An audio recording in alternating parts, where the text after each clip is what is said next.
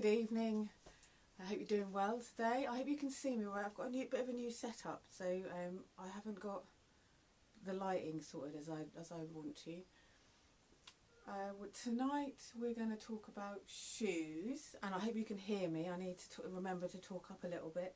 I've got some notes down here, which is why I'm going to look down, because I want to make sure that I mention everything, but also don't end up talking about going off on a tangent and talking about something else.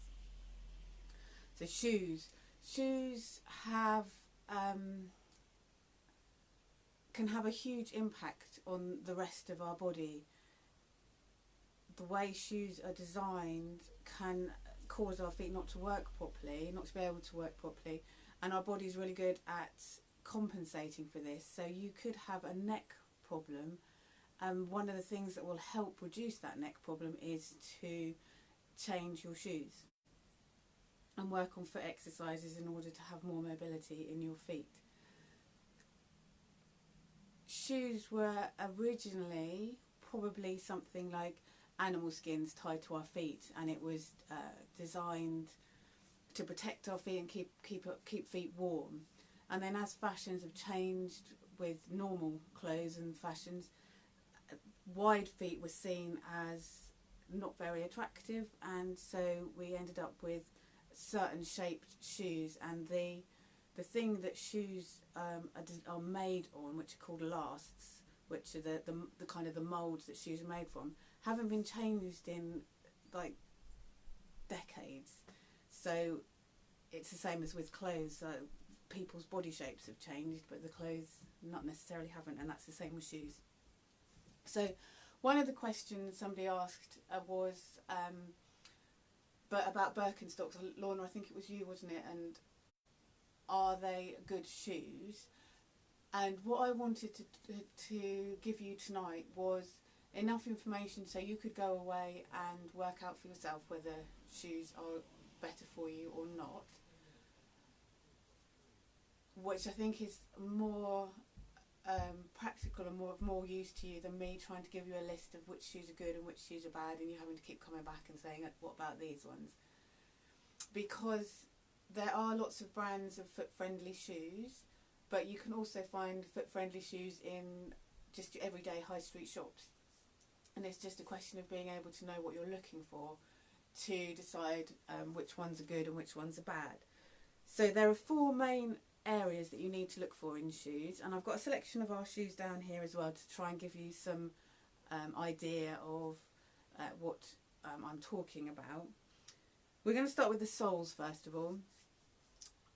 We particularly, I remember as a child we were told that children's feet need to be protected and supported, so you'd end up with these really thick soles to support our delicate feet. But there's actually 33 joints in the foot, so almost as many as in our hands. So you can imagine they've got the potential to be very flexible. But with a solid sole that doesn't move, you end up not being able to move your foot as well. Here's an example. This is a solid shoe and it doesn't move or give at all, the sole. Whereas here is a foot-friendly shoe, which moves really easily. So what's the result of thick soles that stop your feet being able to move as they need to be? First of all is a sensory input. You can't feel what's happening underneath your foot. You can't tell so easily whether the ground's uneven or not. And this will cause a lack of balance. I don't know if you've seen young children who've been put in shoes and they suddenly walk kind of flat-footed and they're a bit wobbly and they're all over the place, but before, when they were bare feet, they were fine. So you reduce the sensory input from feet to brain. You also, and that affects your balance. So you've then got a lack of balance, and you can see the older generation tending to walk quite flat-footed and sort of shuffling along, and they're more prone to falls than younger people. And you'll also see that the heel strike tends to be on the back of the heel here, rather than, imagine if this is my foot, it needs to be on this part of the heel, so you can get a rocking motion of the foot. and put that heel strike into the ground there sends up quite a almost like a whiplash effect throughout the rest of the body, which is what I was talking about earlier about causing problems in the neck. If you think that you're always kind of coming to a halt here as you're stepping forwards, it can cause problems with the neck. It also, thick soles will also cause reduction in circulation. That's quite a big one, especially if you're pregnant. Swollen feet and cramping, restless legs, you know, all result of poor circulation in the feet, and that's poor circulation in the feet.